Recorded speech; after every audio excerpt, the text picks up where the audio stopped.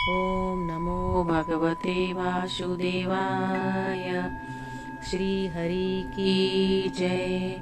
भगवान विष्णु की जय। गंगा मैया की जय। नमस्कार दोस्तों, आज मैं आपके लिए लेकर आई हूँ माघ महीने की कथा। माघ महीने के महात्म्य का वर्णन करते हुए पद्य पुराण में बताया गया है कि पूजन करने से श्री हरि जितने प्रसन्न नहीं होते जितना वे माघ महीने में स्नान करने से होते हैं। इसलिए हर व्यक्ति को माघ महीने में सुबह जल्दी उठकर स्नान करना चाहिए। माघ महीने में शीतल जल में डुबकी लगाने वाले पापों से मुक्त होकर स्वर्ग लोग जाते हैं। सभी पापों से मुक्ति भगवान वासुदेव की प्रीति प्राप्त करने के लिए प्रत्येक मनुष्य को माघ महीने में स्नान करना चाहिए। तो आइए कथा की शुरुआत करते हैं। माघ मास या माघ स्नान की कथा का उल्लेख स्कंद पुराण के रेवा खंड में मिलता है। इसके अनुसार प्राचीन समय में नर्मदा तट पर शुभ व्रत नाम के एक ब्राह्मण रहते थे। वे सभी वेद शास्त्रों के ज्ञाता थे, लेकिन उनका सारा ध्यान केवल धन संग्रह करने में लगा रहता था और इस तरह से उन्होंने बहुत सारा धन भी एकत्रित कर लिया था। वृद्धावस्था के दौरान वो अनेक रोगों से घिर गए। इसके बाद उन्हें आभास हुआ कि मैंने अपना पूरा जीवन केवल धन कमाने में लगा दिया। अब मुझे परलोक सुधारना चाहिए। इसके बाद उन्हें एक श्लोक याद आया जिसमें माघ मास की विशेषता बताई गई थी। उन्होंने माघ मास में स्नान का संकल्प लिया।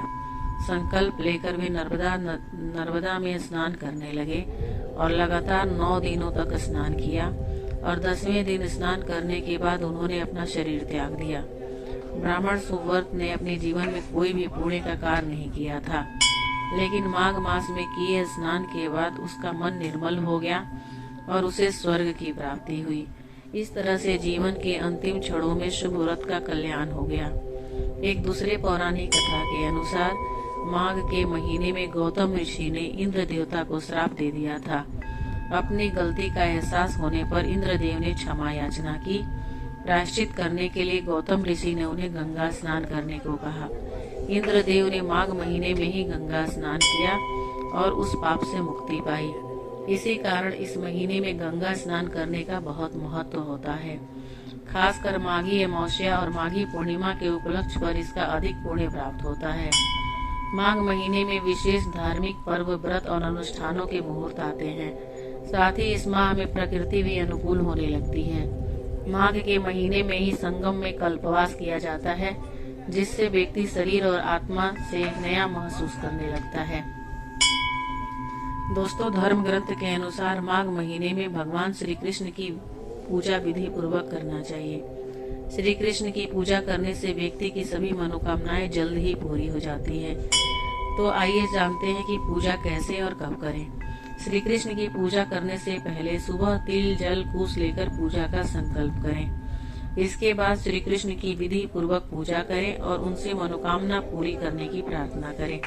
उन्हें घर में बने भोजन का भोग लगाएं और याद रखें कि भोजन में तुलसी के पत्ते जरूर डालें। इस तरह पूरे माघ मास में भगवान श्री कृष्ण की पूजा करें।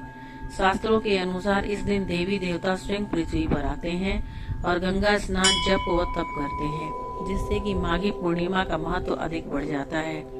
ऐसा भी कहा जाता है कि इस दिन पितरों का तर्पण करने से उनकी कृपा को प्राप्त किया जा सकता है। कहते हैं कि जो लोग आज के दिन पूर्णिमा का व्रत करते हैं उन्हें 1000 गुना पुण्य की प्राप्ति होती है। माघ मास में कल्पवास का विशेष महत्व है। दोस्तों, माघ काल में संगम के तट पर निवास को कल्पवास कहते हैं।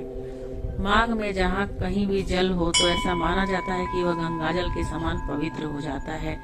जो भी माघ माह में गंगा स्नान करता है, लक्ष्मीपति भगवान विष्णु की कृपा प्राप्त करता है। माघ माह में स्नान करने से सुख, सौभाग्य, धन, संपत्ति, संतान और मोक्ष की प्राप्ति होती है। इस मास में शीतल जल के भीतर डुबकी लगाने वाले पाप मुक्त हो जाते हैं।